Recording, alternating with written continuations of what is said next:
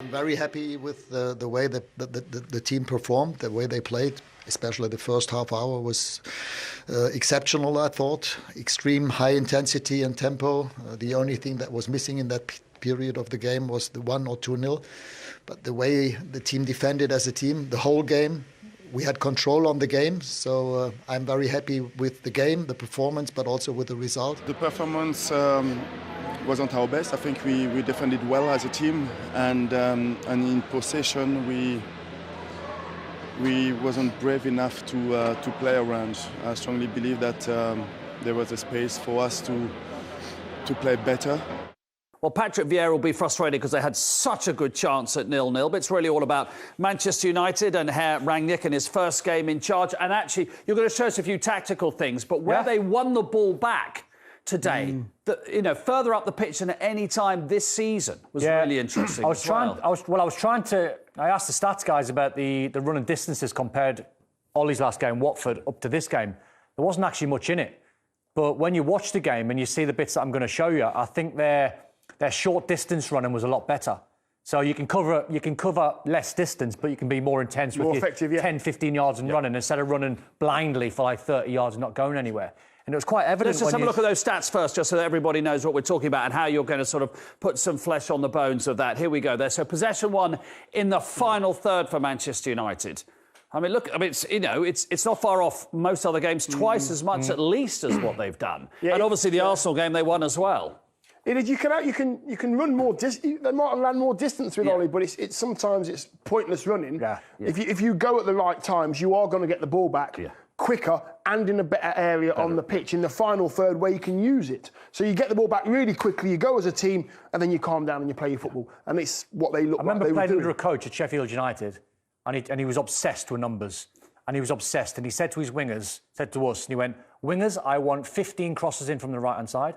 And I want 15 crosses in from the left-hand side. And I want all my midfield players to cover 15k every single game."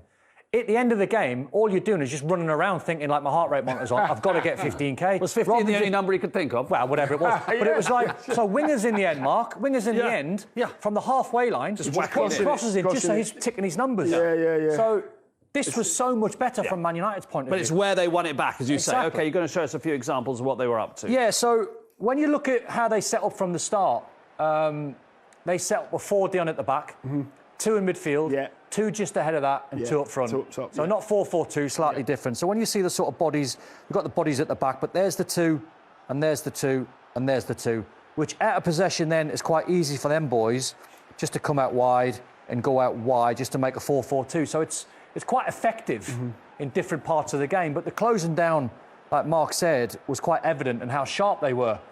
This is all in the first 10, 15 minutes of the game. So new manager, new voice. Lots of energy, lots of players wanting to impress. It's going to be a little bit of a bounce, but now they're on it. You see, with this situation here, Don, there's no grey area. They all have somebody or something to do.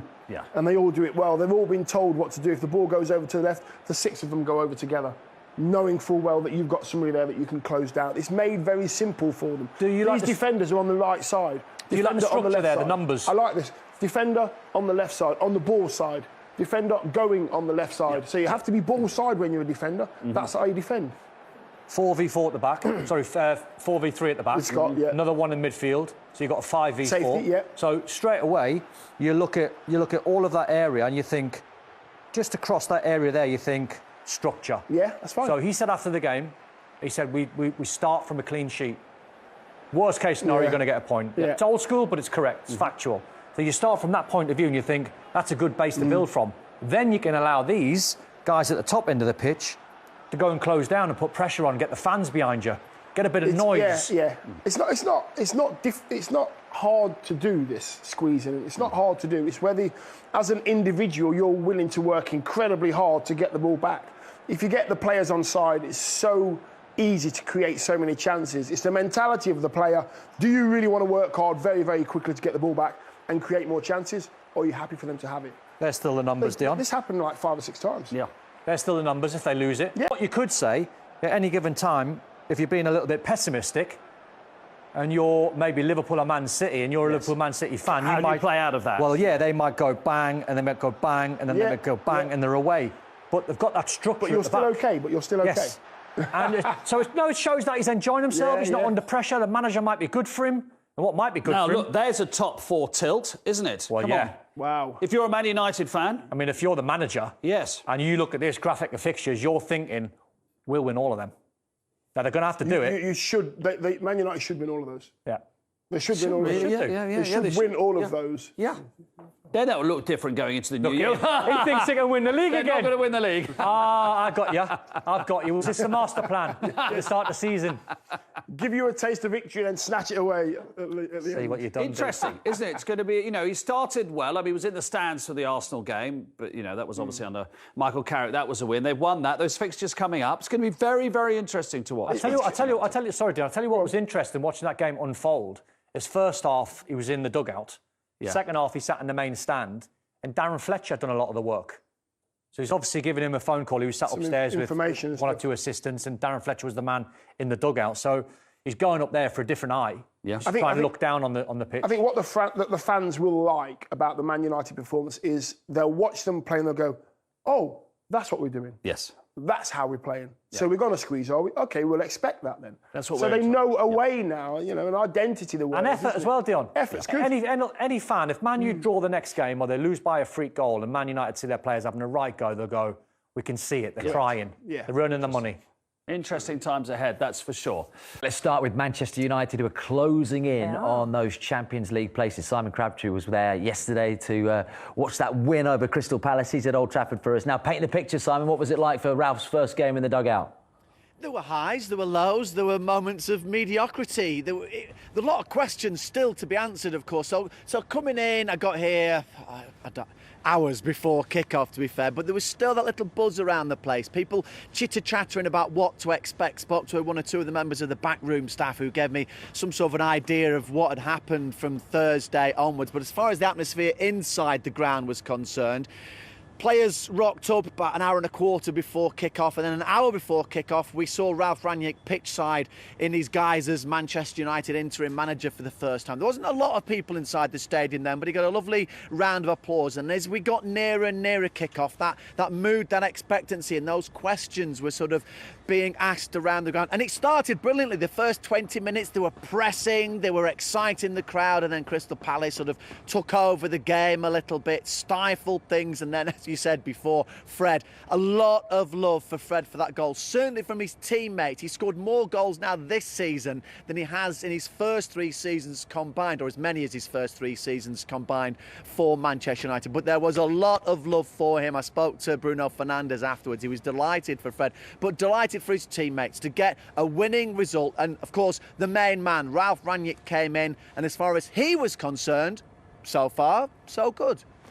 Very happy with the way that the team performed, the way they played. Especially the first half hour was exceptional, I thought. Extreme high intensity and tempo. The only thing that was missing in that period of the game was the 1 or 2-0. But the way the team defended as a team, the whole game, we had control on the game. So I'm very happy with the game, the performance, but also with the result. Clean sheet, that's the most important part. Yeah, I really enjoyed listening to him. He's very honest. That was a really good interview in terms of saying where United are at exactly. But in terms of the performance, what did we see different tactically?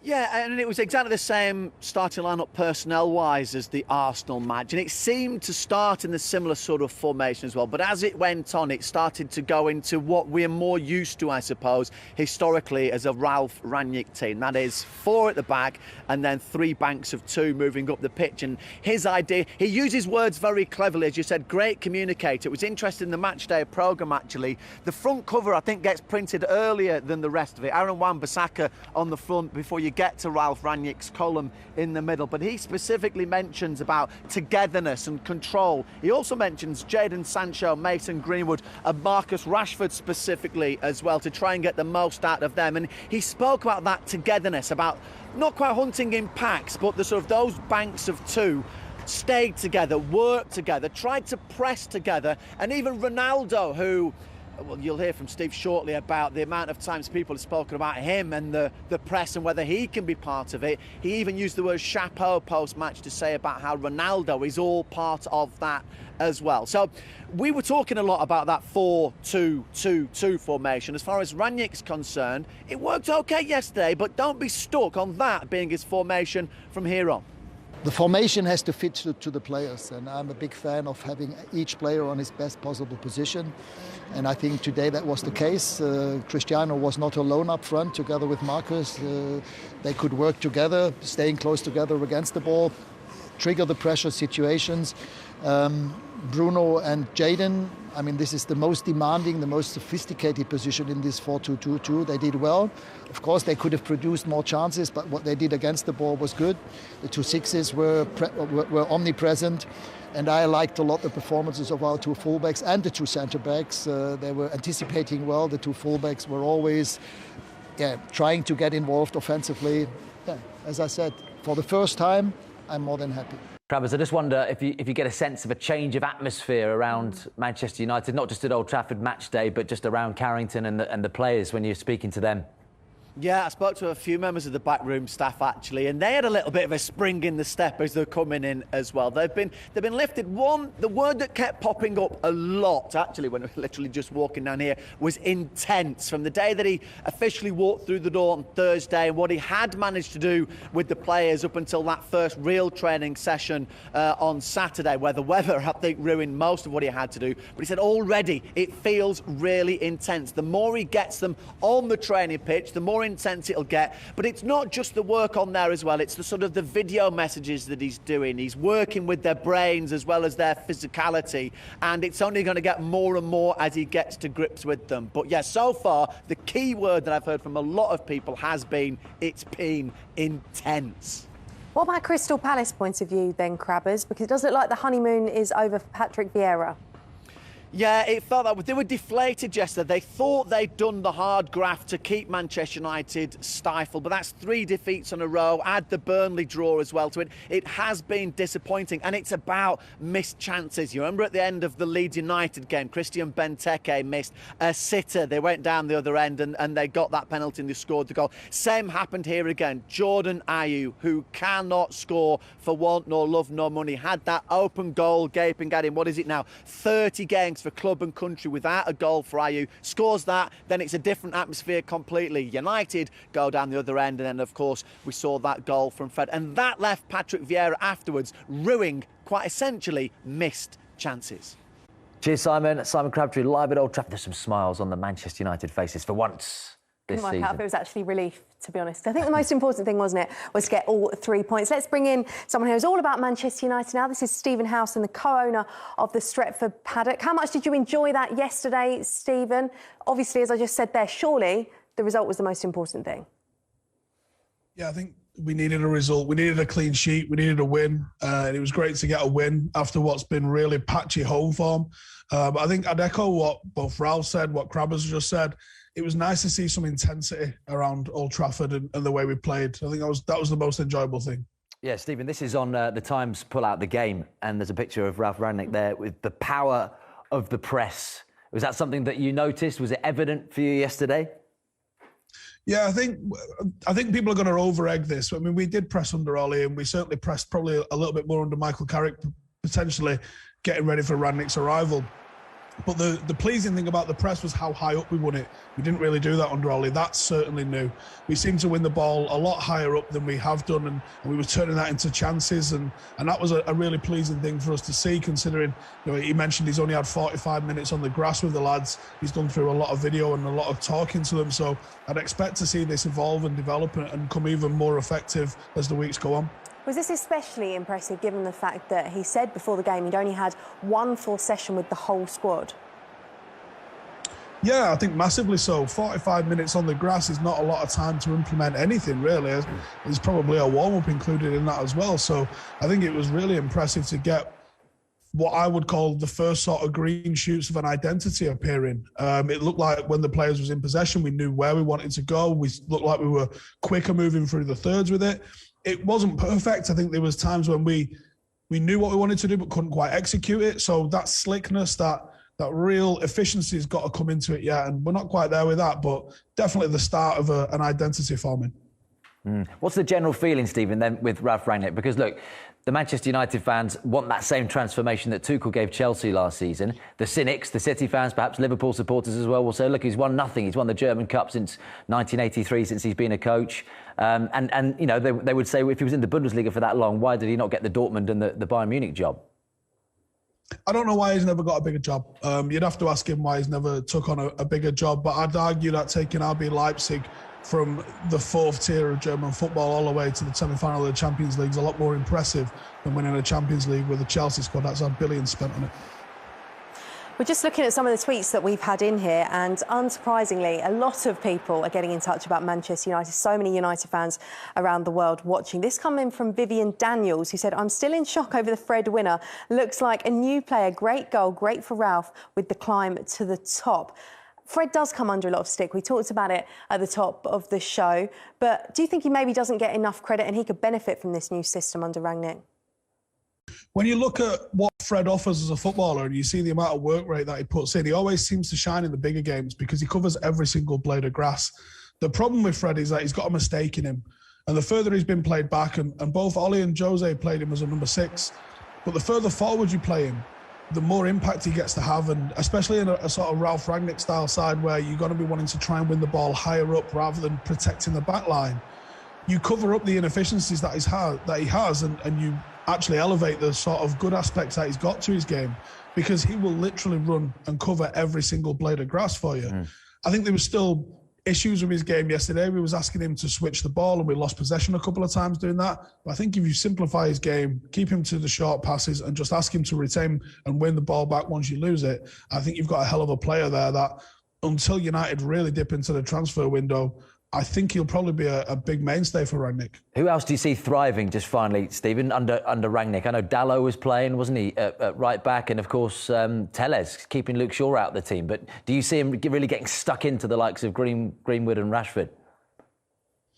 Yeah, I think Marcus hasn't looked the same since he came back from his injury. I think there's levels and gears for him to go through, and I think for a team that's going to look to be on the front foot and win possession back high up the pitch, Marcus Rashford would be a hell of an asset. I think Mason can also do the same sort of things. But I think you're right, Dalot and Telles, especially if we're going to play a narrow 3-2 sort of formation, those are two players that have seemingly been a little bit out in the cold lately. And Dalot especially, I didn't think he had much of a future at United left, but he seems to have done really well, not just offensively. Yeah, he had a harder game as you could have asked for playing against Wilf Zaha yesterday, and he coped with it admirably.